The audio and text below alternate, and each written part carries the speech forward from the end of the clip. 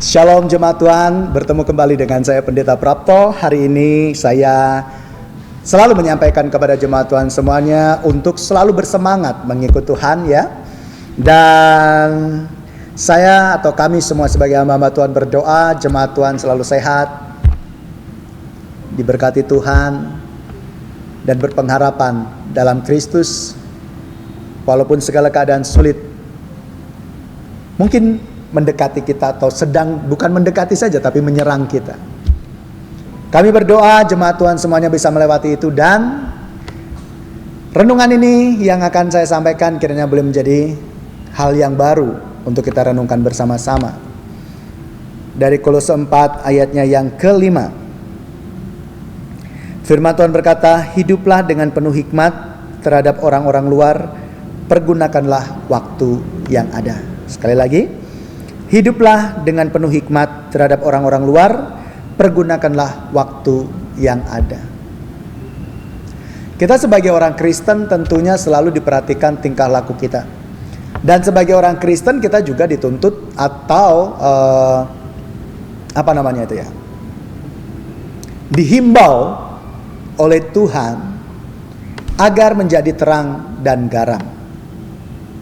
Sehingga terang itu bisa dirasakan, garam itu bisa dirasakan oleh setiap mereka yang ada di sekitarnya. Dan firman ini mengingatkan kepada kita bahwa ternyata menjadi orang Kristen itu tidak gampang. Karena bukannya sekedar diselamatkan, bukannya sekedar beribadah, tetapi harus melahirkan satu perbuatan yang memuliakan nama Tuhan. Itu sebabnya di dalam Kolose 4 ayat yang ke-5, Rasul Paulus sebagai hamba Tuhan yang sudah diurapi menjadi penginjil dan yang sudah memiliki karakter yang berbeda dari sebelumnya, menyampaikan kepada jemaat Kolose, hiduplah dengan penuh hikmat terhadap orang-orang luar. Orang-orang yang di luar Tuhan Yesus, orang-orang yang tidak mengenal Tuhan Yesus. Rasul Paulus mengingatkan kepada jemaat Kolose supaya mereka hidup dengan penuh hikmat. Hikmat yang bagaimana? Hikmat untuk kita merespon apa yang dilakukan oleh orang-orang yang ada di luar Kristus. Banyak sekali mungkin sebagai orang Kristen kita diremehkan. Mungkin kita dipancing untuk berdebat dan sebagainya. Nah, hal yang saya sempat renungkan dan saya tapi saya sering tidak suka dengan orang Kristen yang seperti ini. Adalah orang Kristen yang selalu mengajak debat keyakinan lain gitu ya. Ketika mereka ditanya tentang Kristus itu seperti apa, bagaimana, dan keselamatan Kristen itu seperti apa, ketika mereka diserang dan tidak bisa menjawab, lalu kemudian mereka menyerang balik kitab orang yang mengajak debat mereka. Artinya yang bertanya adalah orang-orang yang di luar Tuhan Yesus, orang-orang yang berbeda keyakinan dengan orang Kristen. Nah, ketika orang Kristen ini tidak bisa menjawab, lalu kemudian mereka mungkin merasa malu atau menutupi malu, mereka menyerang balik dengan menyerang kitab mereka. Ini yang saya sangat tidak suka sekali.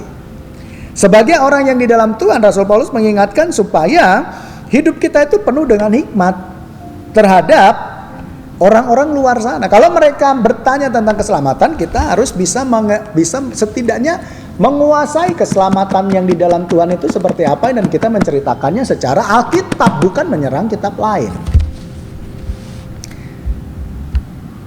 Itu kenapa penting sekali belajar tentang firman Tuhan. Makanya kalau gereja Salmasi itu ya, gereja Salmasi Pegangsaan mengadakan seminar pendalaman Alkitab, sebenarnya harus ikut jemaat-jemaat Tuhan ya, jemaat Tuhan di Salmasi Pegangsaan, supaya apa? Pemahamannya bertambah, dan kalau ada orang yang bertanya tentang kekristenan atau tentang Alkitab, bisa menjawabnya secara Alkitab.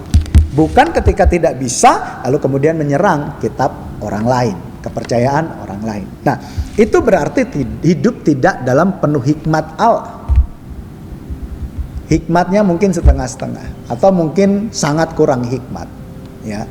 Jadi saya tidak menyarankan untuk Bapak Ibu Saudara melakukan satu tindakan yang melawan balik ketika ditanya tentang keselamatan di dalam Kristus, ketika tidak bisa menjawab. Kalau tidak bisa menjawab, akui saja sebentar ya, saya pulang, saya belajar, dan nanti kita ketemu lagi.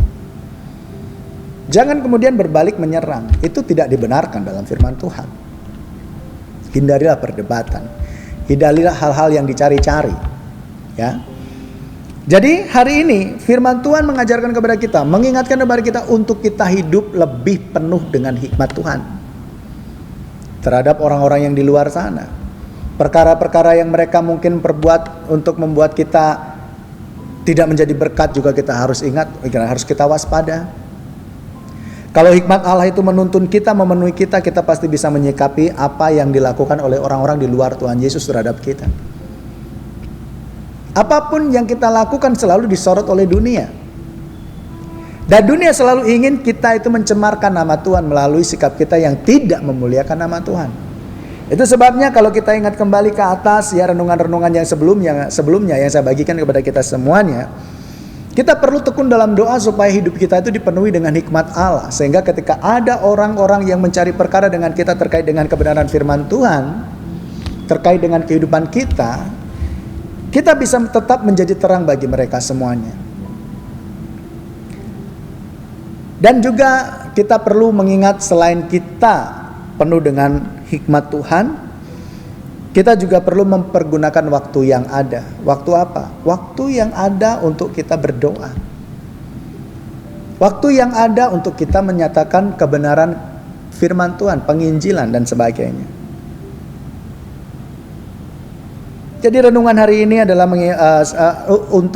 renungan hari ini untuk mengingatkan kepada kita bahwa hikmat, penuh dengan hikmat yang daripada Tuhan itu penting sekali. Sehingga kita bisa bertanggung jawab terhadap iman kita di dalam Kristus Yesus. Jadi saya berdoa buat Bapak Ibu Saudara semuanya.